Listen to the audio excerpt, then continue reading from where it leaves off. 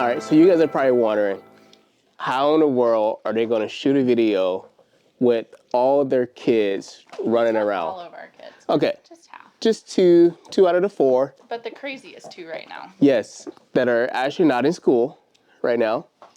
And they come to work for mom and dad every single day. And so, however, we would be remiss if you guys didn't see just how crazy our life is with kids, work, personal time together, and trying to balance everything out. And speaking of actually trying to balance everything out, today we're going to be talking about marathon versus sprint. Now, I'm a track runner. I'm not. Clearly. Not even close. I mean, Stephanie broke her toe walking down I fell off a bus. But that had nothing to do with track. You just like to bring it up. Yeah, I mean, it has everything to do with coordination, which is a big thing of what you need for track and field. To be honest, I did actually try out for track my 6th grade year. I sprained my ankle the first week, and then I threw shot put the rest of track season. So, like, it actually is worse, but you told the wrong story. oh, no, they all go hand in hand. So Anyway. let me reiterate, I am the track runner, and Stephanie is not. Stephanie has a lot of brains, is very smart, very book smart, and is very musically gifted. I'm not.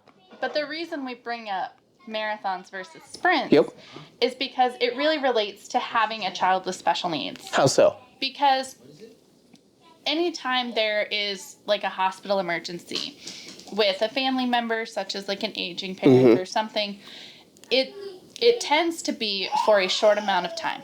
Sure.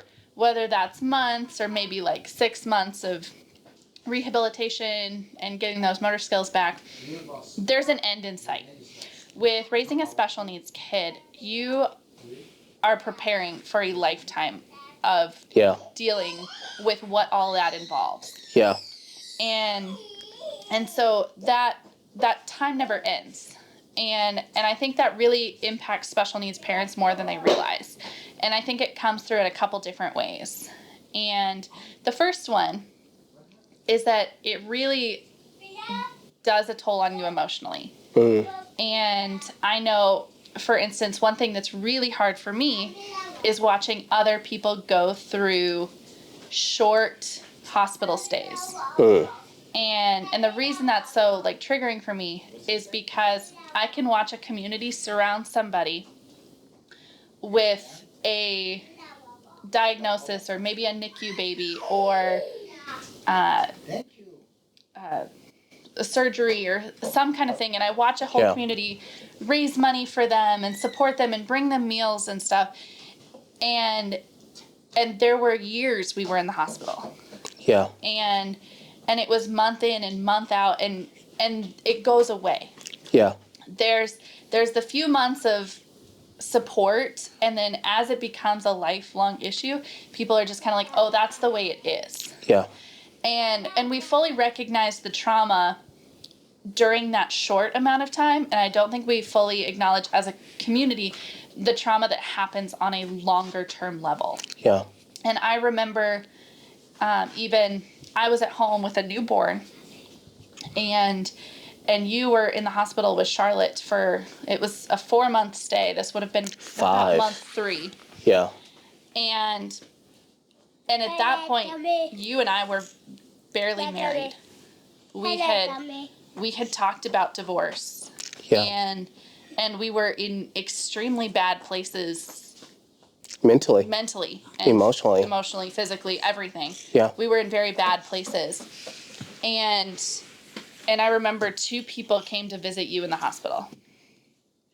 And I was still at home with a newborn and just struggling on why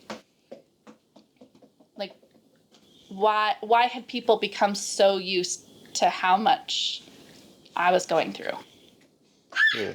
And I think, we get so used to being in that trauma stage that we don't know how to ask for help anymore. We feel like everybody's kind of gotten tired of it. We've gotten tired of it. There's not the extra energy to fight. The adrenaline's worn off, and we're in that marathon session of just surviving. Yeah. And so I think that's also where the importance of like other marathon runners come in. You know, some of the people that got us through that time are the people that also have been dealing with this for years, that Yeah. also have a kid that was like Charlotte, or raised somebody to adulthood, or even just had been with us so long they knew. And Yeah. so just the importance of finding other marathon runners, Yeah. because those sprinters will go past you and it's really easy to get jealous Yeah. and get jealous that Because their burden is light. their burden's light. Yeah. They're not in that. They're just in this for the 2K. Yeah. We're going the 24. What I don't even know what a marathon Yeah. distance That's is. okay. Actually. That's okay. You just re-emphasized my point that you're not into track and running. But you know, just it's the importance of realizing that this is a marathon. Yeah. Well, and I would say too, there are those moments where you have like a burst of energy where you feel like life is just going great and going well, etc. And going back to, you know, what you talked about, just the idea of at some moments your kid's not in a hospital. They're doing great in school. You know, you're not having to implement seizure medications or try to rescue their lives and bag them or etc. Like things are going great. And at that moment, we can easily lose focus of all the success that we've had for a short period of time, the sprint. And all of a sudden now we're back in a marathon of sleepless nights, needing coffee, needing somebody to lean on, back in the hospitals, etc. And I think that we can easily get to the point of feeling like that we're not enough, or even feeling like this is just not going well when we easily compare ourselves to someone else. Not to harp on, you know, everything that you just talked about, but I can see the comparison of Charlotte's been in the hospital for 4 to 5 months while someone else's kid just had, you know, their tonsils taken out. And if their kid's tonsils were taken out, then all of a sudden that kid gets get more attention because it's not something that's happening every single day or every single month. Versus our kid, Charlotte, who was constantly in the hospital for being sick, and it just becomes normal. But I think we also have to be careful too not to play the comparison game, because the moment we play the comparison game, it devalues every single thing that we're going through, and it begins to change the standard of us seeing through a hurt filter of how other people treat other people's kids of what they're going through.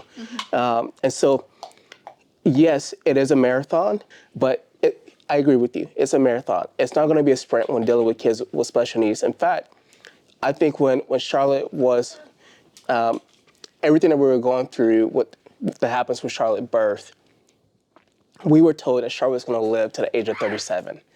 You know, we thought that we had 30 plus years of being able to have with our daughter. And then this is the sprint side of actually losing our daughter at the age of, what, 5, 6? She never made it to the age of 6. And so that's the sprint. That is a very short timeline. But at the same time, that's still also her entire lifetime. And it wasn't just, yeah, it's crazy. It wasn't just a week in the hospital. It was a week in the hospital here, Yeah. next month a week in the hospital there. Yeah. You know, I think it would scare me to add up how much of her life was in that hospital or Yeah. a hospital. Well, and to her, that could have been a total marathon to Charlotte, in regards of, I'm just tired. Yeah. I'm exhausted. I'm tired of doing this. And to us, it felt like this is a sprint. Like we're losing our daughter more fast than what we were told that was actually going to happen, take place.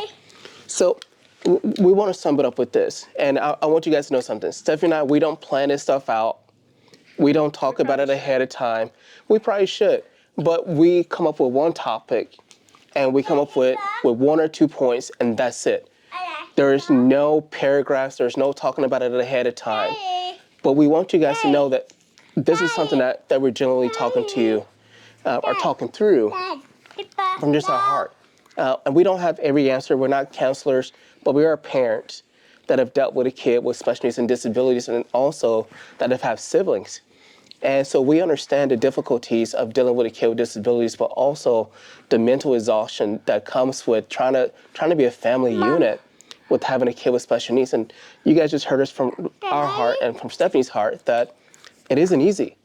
I mean, the percentages are high of families that go through divorce with dealing with a kid with special needs and disabilities. We have talked about it so many times. Can our marriage survive this? Is our marriage going to make another hospital stay? And those are real and hard conversations that I feel like that every parent who have kids with disabilities need to have.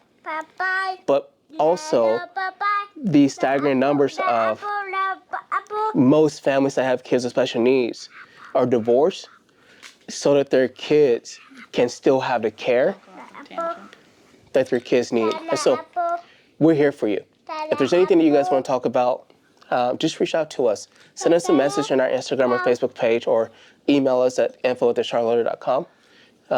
But we're still going to be doing these talks as often as we possibly can.